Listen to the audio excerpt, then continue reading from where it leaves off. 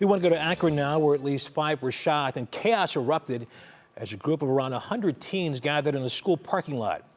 This happened around 3 o'clock this morning at Mason Community Learning Center, southeast of the University of Akron. And that's where we find our Annabelle Childers. Annabelle, good evening to you. What can you tell us tonight? Good evening. Yeah, you talk about chaos. That's a word that police have used multiple times in talking to us today. Right now, they have not arrested any suspects, and they say they've had challenges in identifying just how many victims there are. It's a shootout. It's a shootout. Around 3 in the morning, 911 call after 911 call started coming in. Man, there was probably at least 60. There was multiple people shooting at each other. We just heard a massive shooting and cars and people are driving and running everywhere.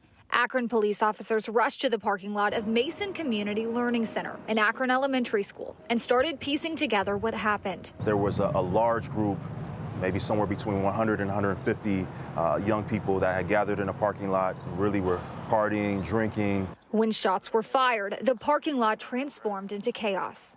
We literally all just started running, and then everybody just split up. Multiple people were shot.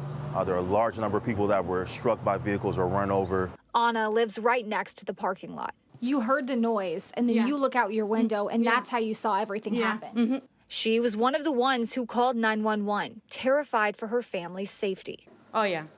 I say, put on the floor, put on the floor. Yeah. So you guys all ducked down? Yeah. On the scene, first responders rushed to help the people hurt. Police believe 5 were shot and 10 were hit or run over by cars. But finding who the victims are is a challenge of its own. This number has been rapidly changing because not everyone that was injured stayed on scene. We're in contact with all of the area hospitals trying to determine if new people have arrived. Detectives recovered dozens of shell casings on the ground, and now they're sifting through the school's security camera footage to identify suspects and license plates.